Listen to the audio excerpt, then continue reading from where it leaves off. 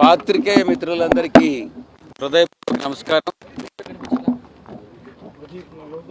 ఆంధ్ర రాష్ట్ర ప్రజలందరూ కూడా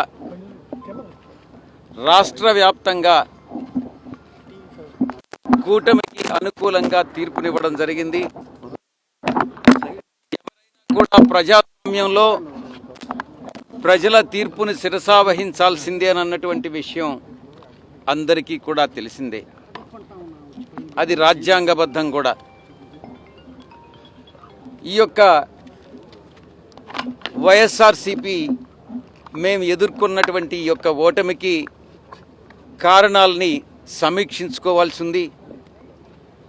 ఎక్కడ పొరపాటు జరిగింది, ఆ పొరపాట్లను ఎలా సరిదిద్దుకోవాలి, ప్రజలకు నచ్చనటువంటిది మేము ఏం చేశాం, మేము చేసినటువంటి పనులని ప్రజలు ఎందుకు ఆదరించలేదు అన్నటువంటి విషయాన్ని కూలంకషంగా చర్చించి ప్రతి నియోజకవర్గం నాయకులతోనూ అందరితో కూడా సమీక్ష నిర్వహించి మా అధ్యక్షుల వారు ఆ తదుపరి కార్యాచరణ చేపడతారన్నటువంటి విషయాన్ని మీ అందరికీ కూడా తెలియజేసుకుంటా ఉన్నాను.